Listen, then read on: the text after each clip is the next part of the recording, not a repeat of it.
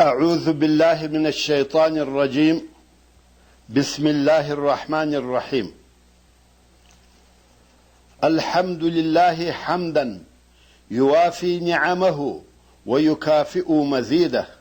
يا ربنا لك الحمد كما ينبغي لجلال وجهك وعظيم سلطانك، والصلاة والسلام على سيد المرسلين رحمة للعالمين محمد وآله وأصحابه وأهل بيته أجمعين. السلام عليكم ورحمة الله وبركاته. د هغه بحث چې شیطان د انسان دشمن دی په نامه سره یادیږي درېیمه حصه. ورونو او خوندو، راتلونکي بحث ته ښه متوجه سئ چې شیطان زموږ سره څنګه چلند او کړنه کوي. شیطان موږ ته 7 زنځیره ایښي دي، یا مو په 7 ډوله سره خطاباسي. اصلا شیطان زموږ څخه څه یا زموږ دپاره څه شي غواړي؟ شیطان زموږ د هر یوه دپاره دا غواړي چې جهنم ته مو داخل کړي. نه، دا غلطه ده. شیطان موږ جهنم ته نه داخلوي، بلکې د جهنم قعر آخر او پای ته مو ور اچوي.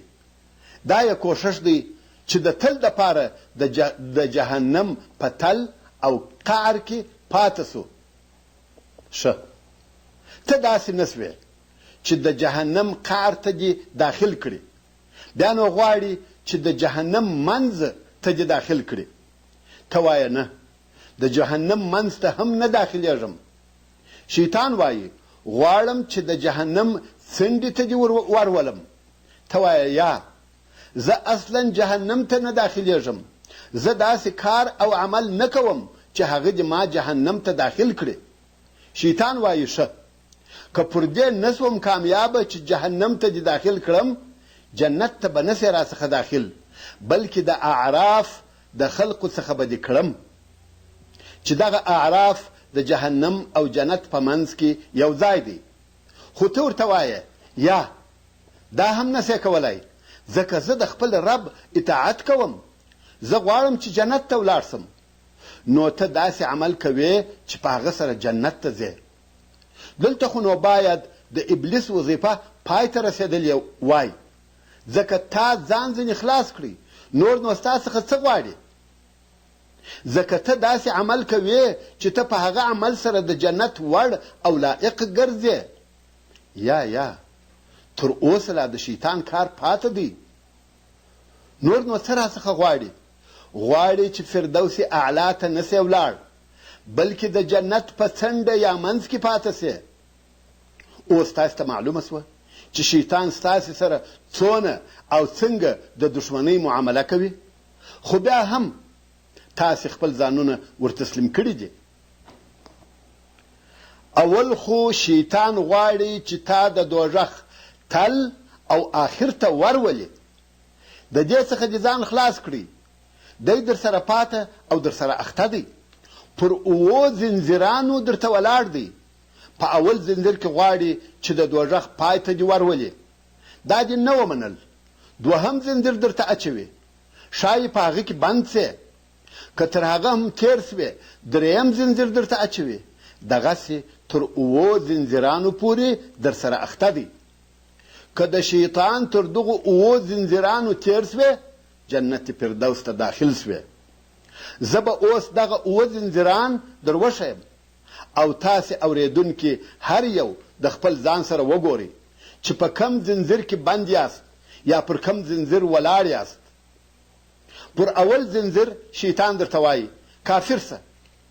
ته ورته وایه هیڅ کله نه کافر کېږم، بلکې زه وایم اشهد ان لا اله الا الله واشهد ان محمدا رسول الله. الحمدلله د جهنم د قعر او تل څخه خلاص وې. پر دوهم زنځیر درته وایي الله جل جلاله لره شریک ونیسه. ته وایه یا، الحمدلله زه هیڅکله الله جل جلاله لره شریک نه نیسم. خو کله ناکله د ځینو خلقو څخه شرک پیښیږي. هغه څنګه؟ ورونو او خوندو، شرک درجې لري.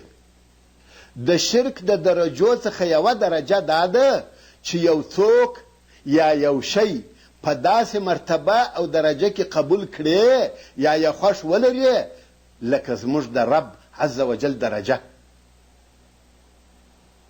مثلا یو ځوان غواړي چې د نجونو سره اړیکې او دوستي ولري او دغه قصه د ده په ژوند کې دونه خوږه او په زړه پورې سي چې د ده د ژوند هغه ډېر مهم کار او هدف همدغه وي.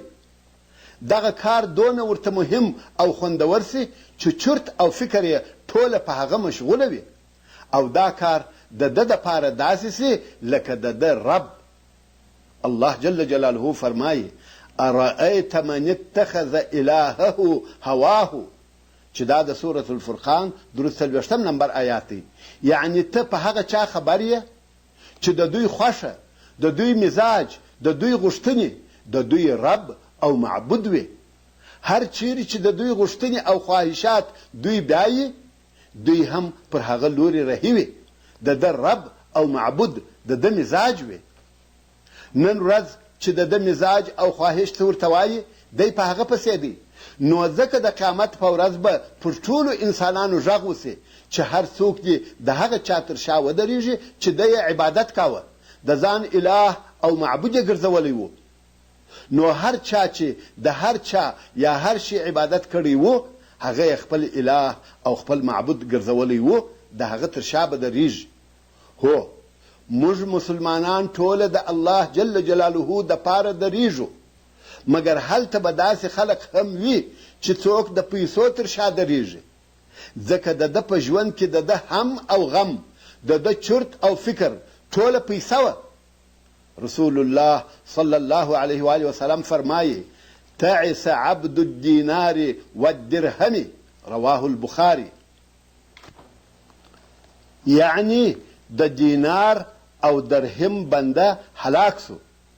عبد الدینار والدرهم دا د عبادت کولو عبودیت نه دی چې د عبادت کاوه، بلکې دا د شوق او علاقې بندګي ده. نو څوک د پیسو تر شا درېږي، څوک به د موډ او پیشن تر شا درېږي. د موډ جوړونکی کیسنجور به یې مخ ته ولاړ وي او دی به یې تر شا ولاړ وي. ښه، شیطان خو اول درته وویل کافر سه، تا ویل یا، بیا یې وویل الله جل جلاله لره شریک ونیسه. د دغه شرک څخه د خلاصون دپاره حل او چاره څه ده؟ حل یې دا دی چې زموږ رب عز وجل ته تر خپلو نفساني او شهواني غوښتنو لومړیتوب یا اولویت ورکړم. څونه چې مې په وسه پوره وي د خپل رب عز وجل اطاعت کوم، په خپلو نفساني غوښتنو او خواهشاتو پسې نه ګرځم. خپله غوښتنه د رب عز وجل تر امر نه د مخه کوم. هو کله کله خطا راڅخه پیښیږي، د انساني طبیعت او بشري ضعف په تقاضا کله کله خطا وزم، ګناه راڅخه کیږي، مګر د خپل رب عز وجل تر امرونو بل شی نه د مخه کوم او نه بل شی زما تر رب عز وجل ما ته افضل او محبوب دی. ښه، تر دوو زنځیرانو خو تیر سوې، دریم زنځیر ته راغلې. ستا په خیال دلته به ستا دښمن شیطان څه درته وایي؟ په لویه ګناه دې امر کوي، درته وایي ته خو نه کافر یې نه مشرک، مګر دا یوه ګناه ده ویې کړه. مثلا زنا، شراب، غلا او داسې نورو لویو ګناهو ته دې وربولي. د شیطان تر دغه زنځیر څنګه تیریږي؟ د دغو وسوسو څخه یې څنګه ځان خلاصوي؟ که داسې یو شی در څخه پیښ سي یا پیښ سوی وي، د دې علاج توبه ده. یا خو به اصلا نیکمرغه یې چې الله جل جلاله د اولې ورځې د لویو ګناهو څخه ساتلی یې، یا به توبه ځینې کاږې. که پر یوه لویه ګناه په صدق او اخلاص توبه وکاږې، داسې ځینې پاکېږې لکه هغه ګناه چې دې نه وي کړې.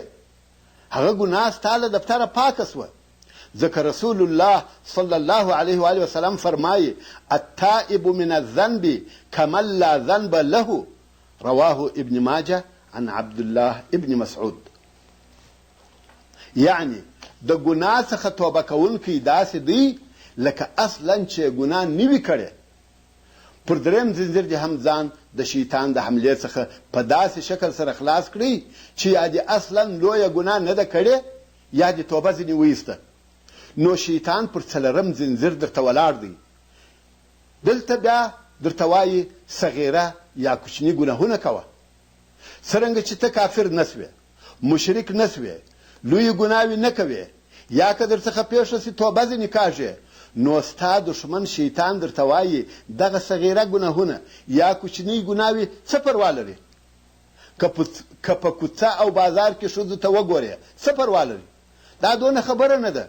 او د دې په مثل نور ډېر کارونه سته چې شیطان یې تا ته که ته ښځه یې که نارینه، یعنې هر یوه ته یې د هغه د حال سره برابر سپک او کوچني ښکاره کوي. شیطان په دغو کوچنیو ګناهو ستا رب پر تا په قهر کوي. تاسې پوهیږئ چې سیلاب د څاڅکو یا قطرو څخه جوړیږي او غر د شګو څخه جوړ دی.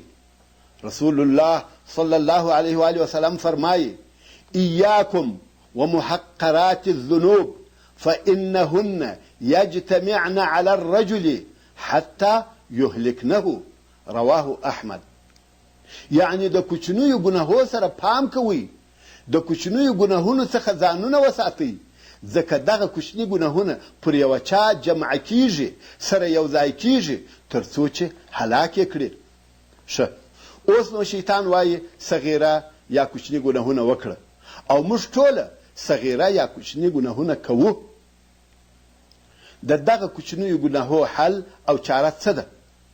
د دې حل توبه او استغفار، لمنځونه او عبادتونه دي. دغه شیان تا د کوچنیو ګناهو څخه پاکوي. تر څلورم زنځیر هم تیر سوې، پنځم زنځیر ته راسه.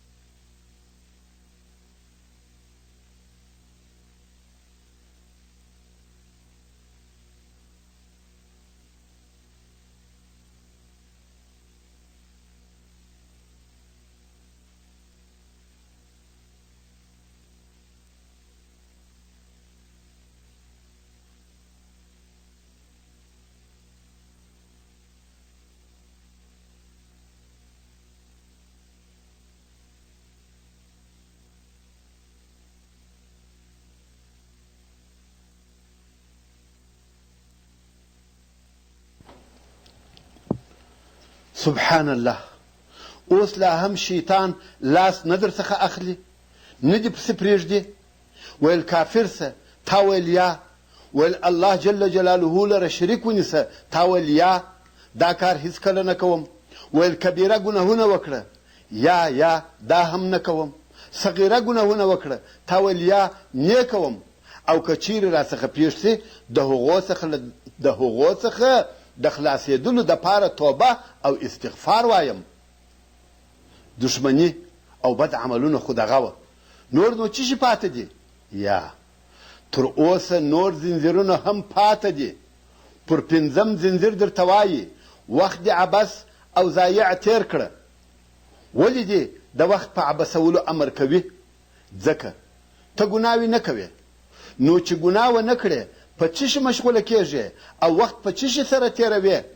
معلومه خبره ده، په طاعت او عبادت، یا په یو بل داسې کار چې ستا او ستا د ټولنې ګټه پکښې وي.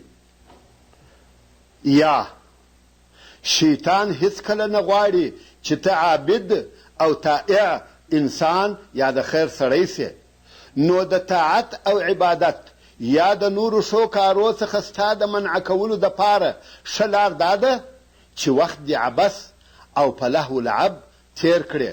مثلا ته خو د دوش او تلویزیون د فلمو د لیدلو څخه ځان ساتې، نو شیطان درته وایي د سپورټ یا حیواناتو چینل ونیسه او د مازدیګر د 5 بجو څخه د شپې تر 12 بجو پورې ورته ناست اوسه، یا ګیمونه راوړه، یا ورقې کوه، یا 24 ساعته په تلیفون مشغوله اوسه، یا کمپیوټر ته کښېنه لوبې په کوه، یا تل بې ګټې او بې معنا مجلسونه کوه. نن ورځ خو تر ټولو مهم شی دغه موبایل دی چې ټول ځوانان یې اخته کړي دي. دا ټوله او د دې امثال هغه شیان دي چې ستا وخت در ضایع کوي، او شیطان هم ستا د وخت ضایع کېدل غواړي، ځکه ته هغه څوک یې چې ګناوې نه کوي، او که بیا چیرې وخت ګناه در څخه پیښه سي پر هغه توبه کاږې او استغفار وایه، او شیطان غواړي چې د دغو ښو کارو سره سره بیا هم جنت ته نسې ولاړ. نو وایي څه وکړه؟ وخت دې ضایع او عبث تیر کړه. او دا هغه زنځیر دی چې شیطان ډېر پوه او هوښیار انسانان پکښې راګیر کړي دي. ښه، که بیا هم ته د هغو کسانو څخه نه سوې چې وخت دې هم نه ضایع کاوه، او خپل دشمن شیطان ته دې وویل یا وخت هم نه ضایع کوم، بلکې خپل ټول وختونه په سم تقسیم اوقات سره ویشم، نو شپږم زنځیر درته اچوي. دلته بیا څه در سره کوي؟ په هغه شي دې مشغوله کوي چې د هغه اهمیت په اسلام او عبادتو کې کم او لږ وي.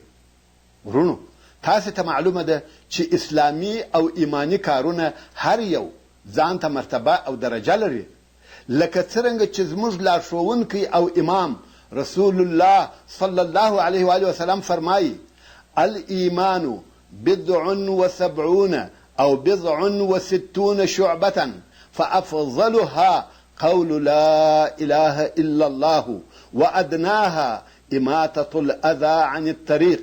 رواه مسلم. یعنی ایمان څو او یا څو شپېته برخې او څانګې دی چې تر ټولو ښه او غوره یې د لا اله الا الله ویل دي، او تر ټولو کښته یې د لارې څخه د آزار ایسته کول دي.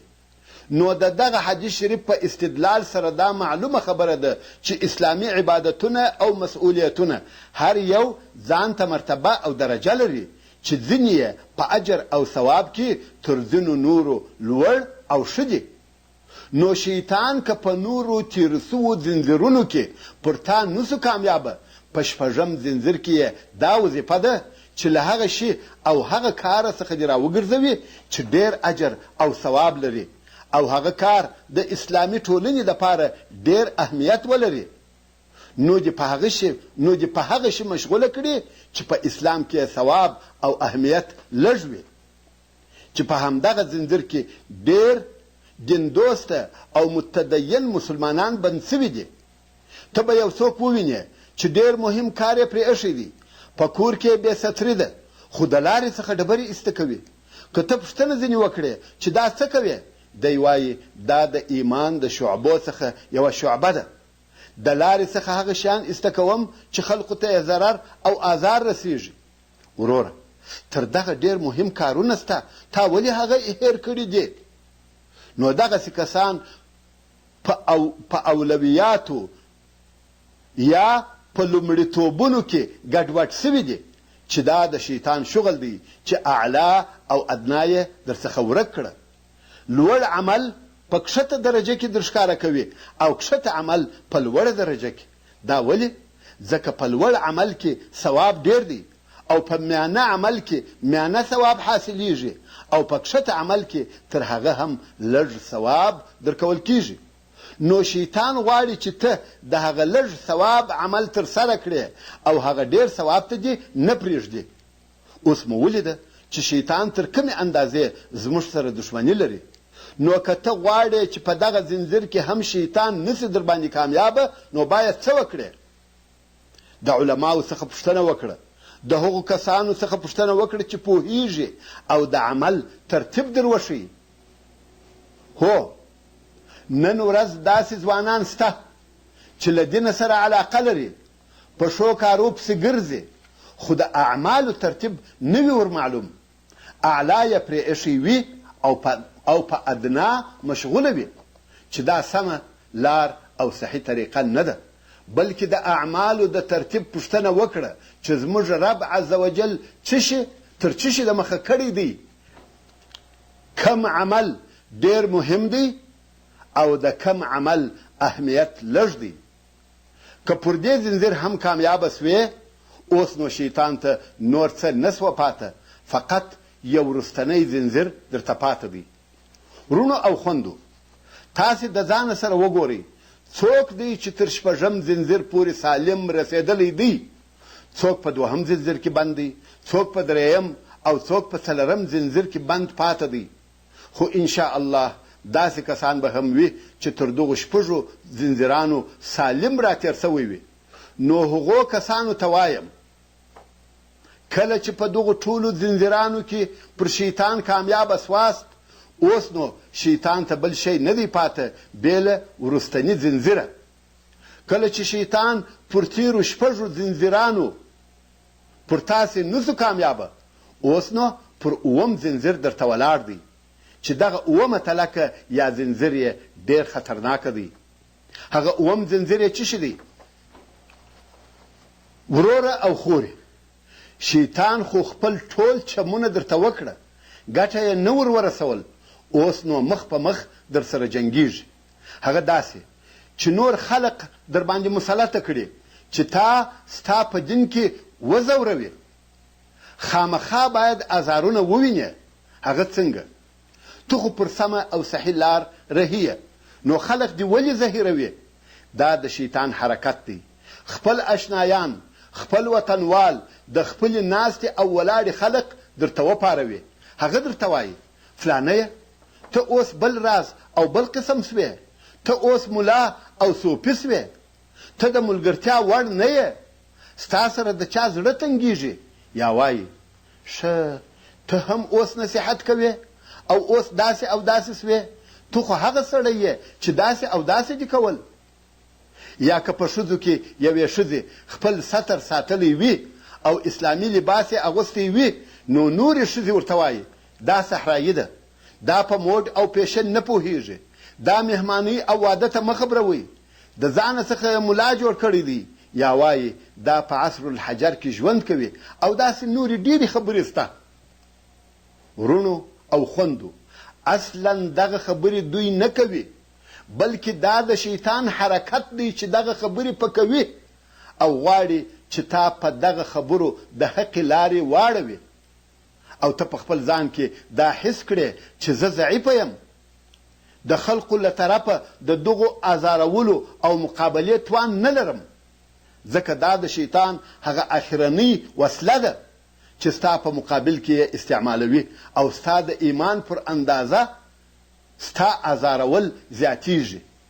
ان شاء الله تعالی اوس د شیطان دشمنی او عداوت ښه در معلوم سوه او زموږ دشمن شیطان زموږ او ستاسې د هر یوه سره د دغو اوو زنځیرانو څخه پر یوه زنځیر اخته او مشغوله دی.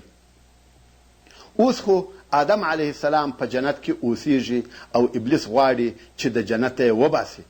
نو یې څنګه وباسي؟ الله جل جلاله په سورة الاعراف کې فرمایي وَيَا آدَمُ اسكن أنت وزوجك الجنة فكلا من حيث شئتما ولا تقربا هذه الشجرة فتكونا من الظالمين. چې دا د سورة الاعراف 19 نمبر آیات دی. ورونو دغه د سورة الاعراف په آیاتو کې زموږ د بحث او مقصد آیاتونه 15 آیات دي، خو زه به د آیاتو د هرې جملې د ترجمې سره ستاسې توجه قرآني تنبیهاتو ته راواړوم. دا چې الله جل جلاله فرمایي وَيَا آدَمُ اسْكُنْ أَنْتَ وَزَوْجُكَ الْجَنَّةَ، الله جل جلاله وفرمایل ای آدمه ته او ستا میرمن دواړه په جنت کې واوسېږئ. ولې یې داسې ونه فرمایل یا آدم اسکن جنته، یعنی ای آدمه په جنت کې واوسېږه؟ دا ځکه چې جنت بې له میرمنې خوند او مزه نه لري.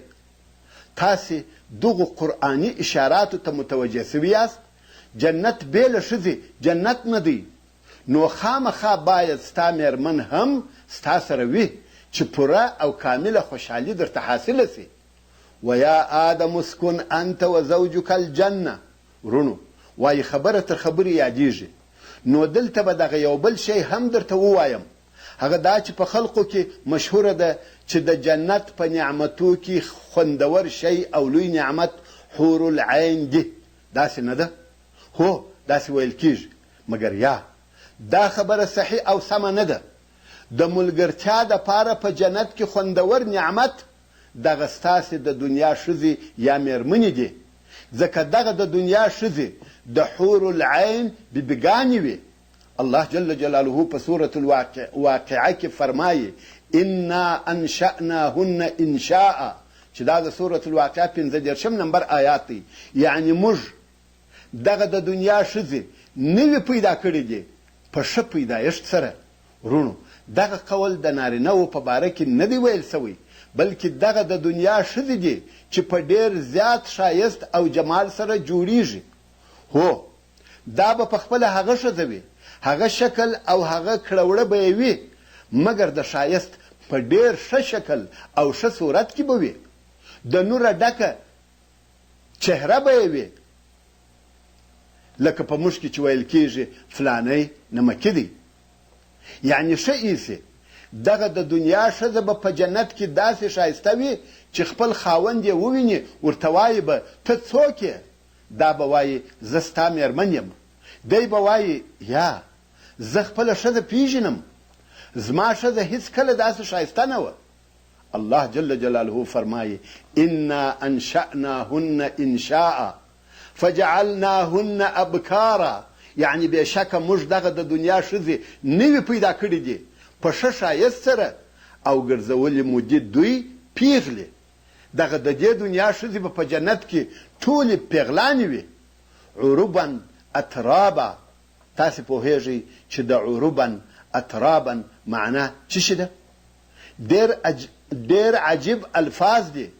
که ته د لغاتو قاموس وګورې او په معنا یې ځان خبر کړې، په تعجب سره به ووایې چې آیا په قرآن مجید کې دغسې الفاظ سته؟ عربا یعنی د عشق او محبت په فن کې استادانې چې د ګیلو او تانو خبرې به هیڅکله نه کوي، بلکې ټولې خبرې به یې زړه کشونکي، جذبونکي او له مینې ډکې وي. ورونو هو د حور العین نشأت او روزنه په جنت کې سوې ده، مګر جنت اصلا د دې دنیا د مسلمانو ښځو دپاره جوړ سوی دی، نو دوی باید خامخا مکرمې او محترمې وي. بیرته خپلې قصې ته راځم. الله جل جلاله وفرمایل ویا آدم اسکن انت و زوجک الجنه. الله جل جلاله وفرمایل ای آدمه ته او ستا میرمن دواړه په جنت کې واوسېږئ. پاته آیات شریف څه وایي؟ فرمایي فکلا من حیث شئتما، او له هر ځایه او هر شي څخه چې ستاسې خوښه وي، ستاسې زړه غواړي خواړه خورئ. ټول جنت او ټولې میوې یې تاسې ته حلالې دي. ولا تقربا هذه الشجرة، او دغې یوې ونې ته مور نږدې کېږئ. نور ټول جنت درته حلال او ستاسې دپاره دی، خو د دغې یوې ونې څخه منع یاست. ورونو راسئ په دې دنیا کې زموږ او ستاسې په ژوند کې وګورو چې ډېر شیان حلال دي که حرام. معلومه خبره ده چې ډېر شیان حلال دي. د مثال پر ډول د چښلو شیان چې مشروبات ورته ویل کېږي راواخله. څو ډوله د چښلو شیان په مځکه کې موجود دي او سته، په سلهاوو ډولونه. د دغو ټولو اقسامو څخه څو قسمه یې حرام دي، فقط یو قسم چې هغه الکولي شراب دی. هو دا صحیح ده چې دغه یو قسم مشروب مختلف نومونه او راز شکلونه لري، خو په حقیقت کې ټول یو شی دی او پاته نور ټول مشروبات حلال دي.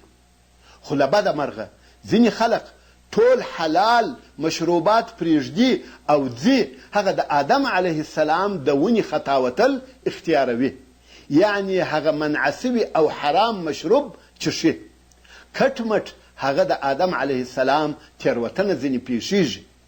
اوس پوه سوې چې د آدم علیه السلام قصه ولې په قرآن مجید کې 25 واره تکرار شوې ده؟ ښه فکر وکړئ، په سلهاو ډولونه شربتونه شته، هر یو چې د زړه غواړي هغه وڅښه، مګر ځینې کسان ټول حلال مشروبات پرېږدي او دغه حرام مشروب څښي چې نتیجه یې د سر درد او لیونتوب دی. ویا آدم اسکن انت وزوجک الجنة فکلا من حیث شئتما ولا تقربا هذه الشجره. فقط دغې یوې ونې ته مور نږدې کېږئ.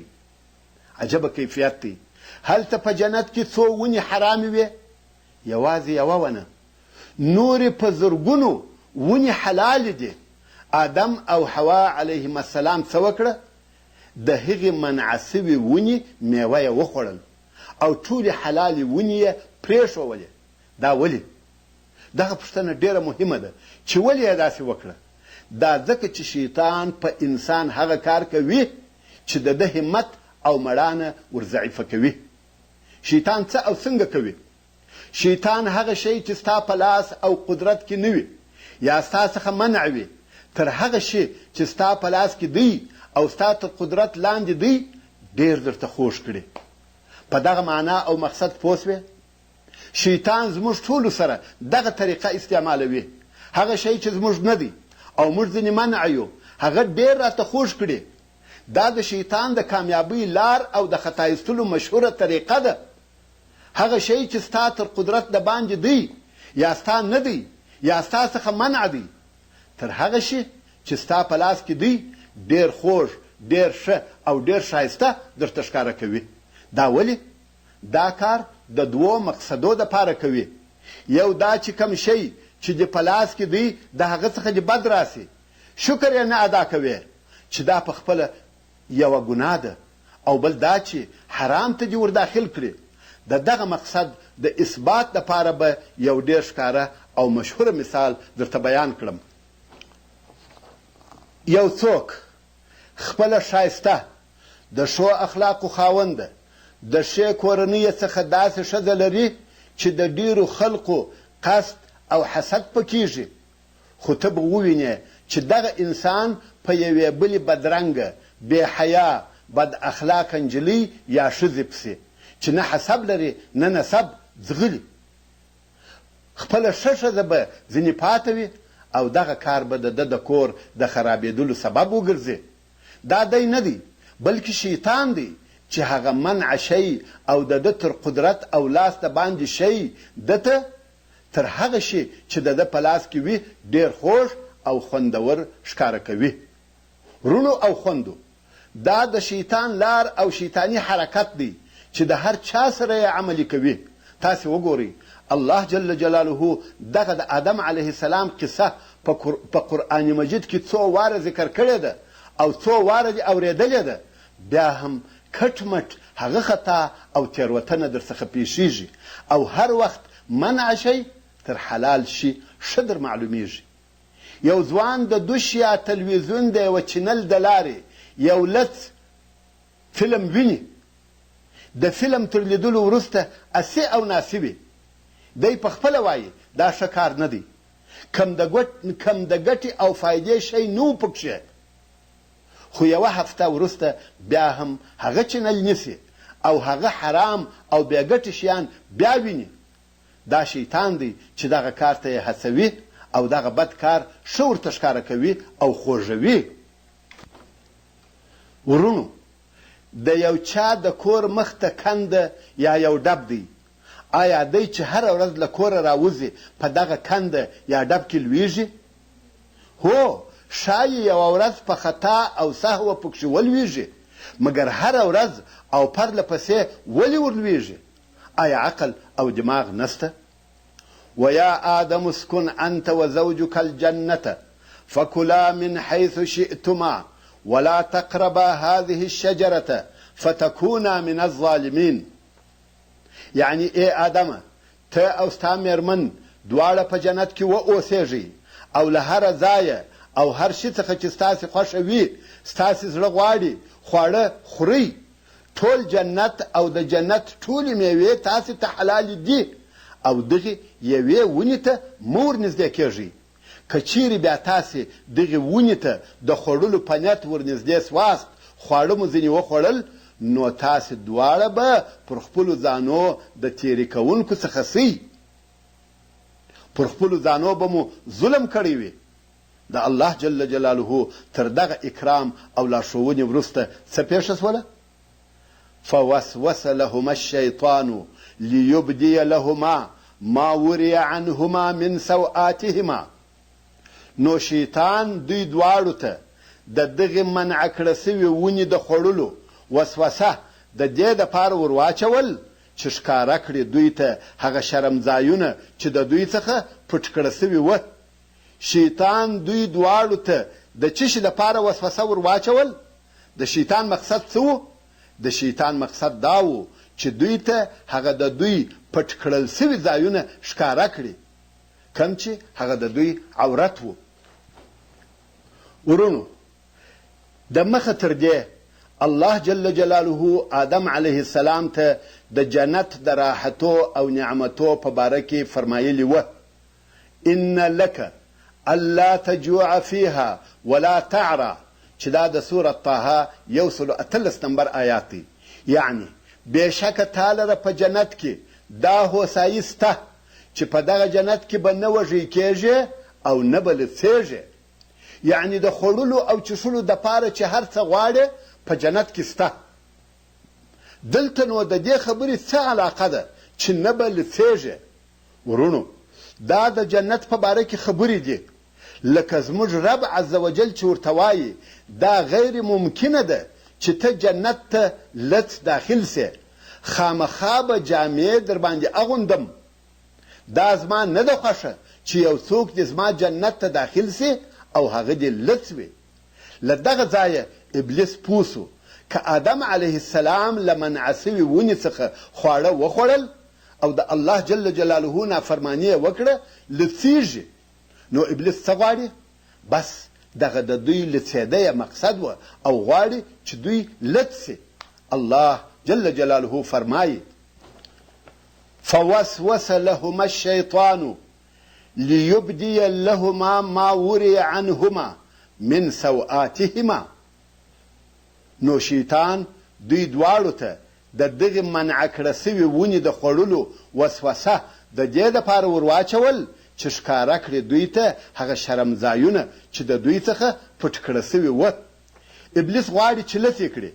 ولې یې لڅېده غواړي؟ ځکه ابلیس دا کشف کړی وه چې د انسان د خرابولو او فاسدولو دپاره هغه ډېره اسانه لار د دوی لڅول دي. خوندو، زه د حجاب، چادرۍ او بغرې خبرې نه کوم، دلته د لڅو جامو خبره ده. شیطان غواړي چې اوس هم زموږ ښځې لڅې کړي، وایي که مې دغسې وکړه دا د فساد او خرابۍ لپاره هغه ډېره اسانه لار ده. که ښځې لڅې سوې، پس له څه وخته څه پیښېږي؟ د نارینهو او ښځو یو ځای ناسته پاسته ګډ ژوند کول چې په عربي کې اختلاط ورته وایي. او پس له هغه تاسې وګورئ چې په بازارونو، دفترونو او پوهنتونونو کې څه پیښېږي؟ شناخت او آشنایي، ناروا تعلقات او دوستي، او پس له هغه څخه نور نو تاسې پوهېږئ.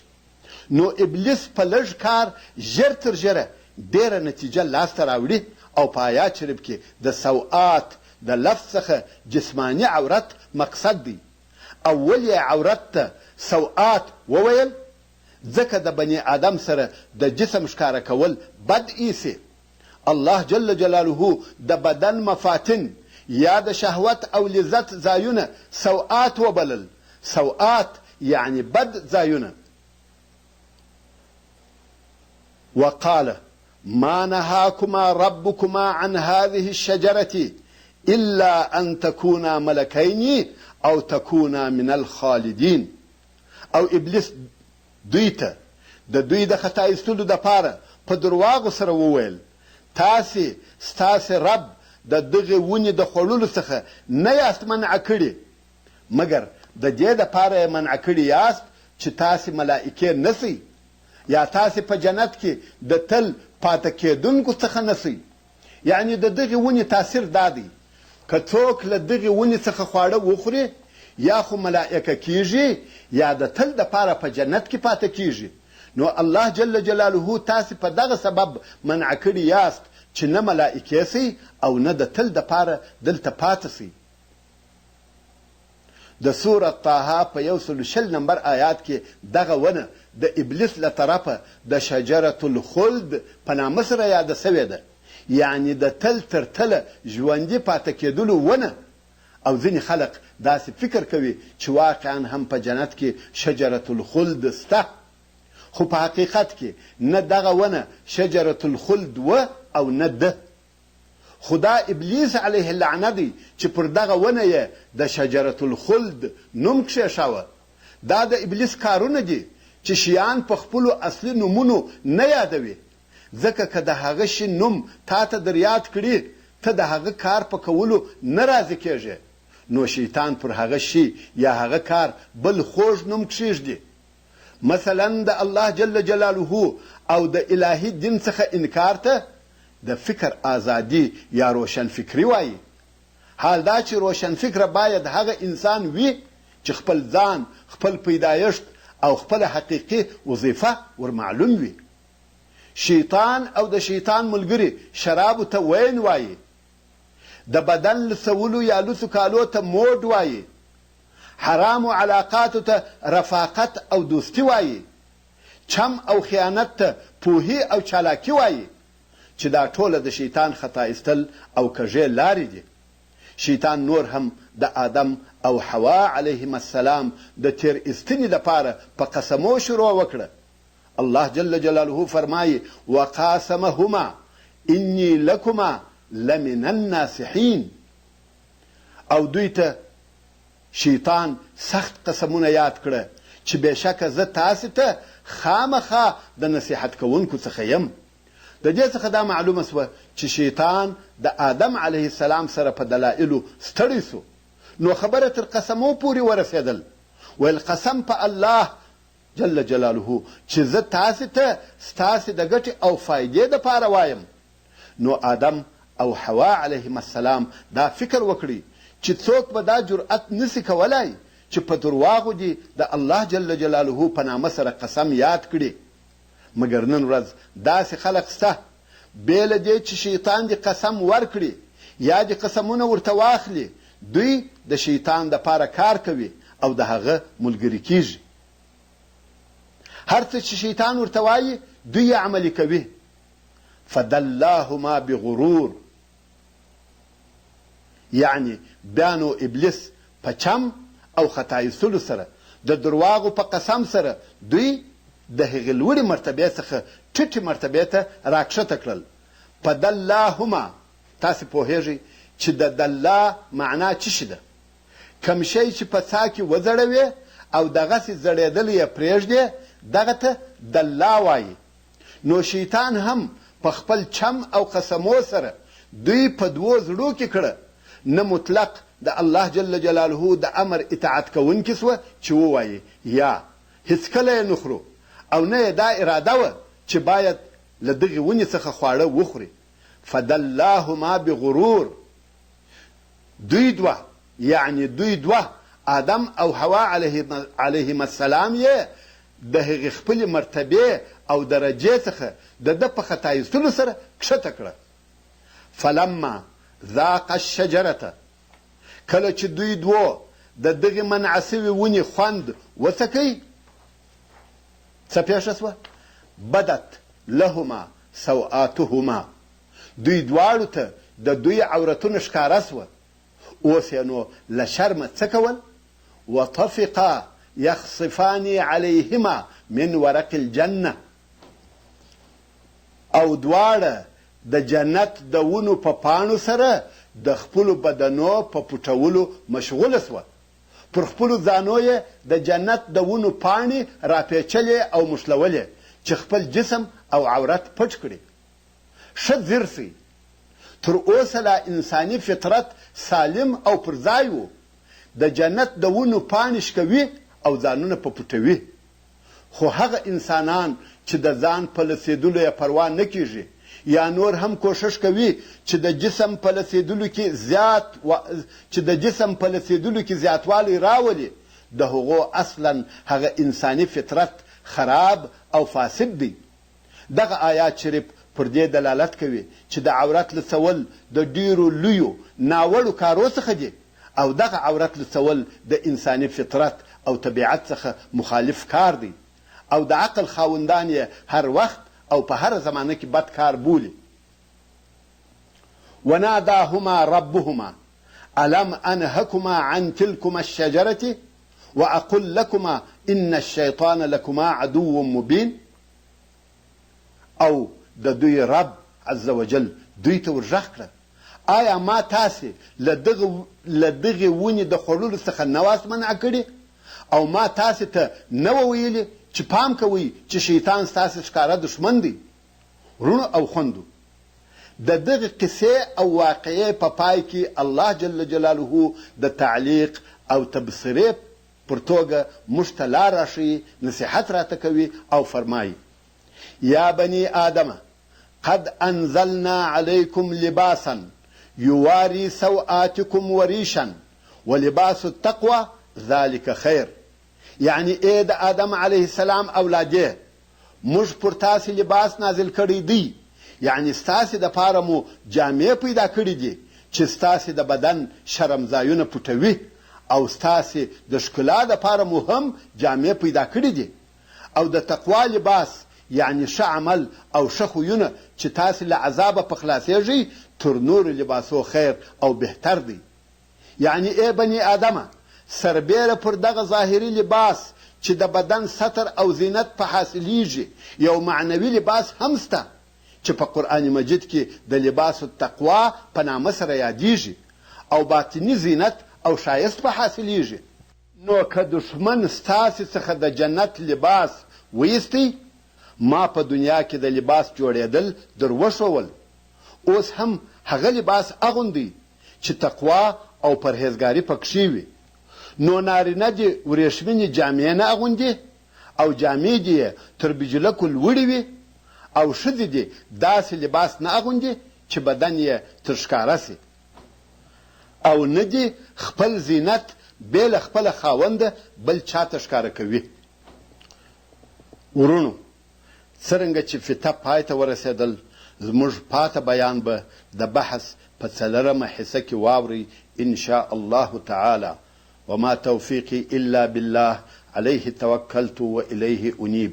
سبحان ربك رب العزة عما يصفون وسلام على المرسلين والحمد لله رب العالمين وصلى الله تعالى على خير خلقه محمد وآله وأصحابه وأهل بيته أجمعين والسلام عليكم ورحمة الله وبركاته.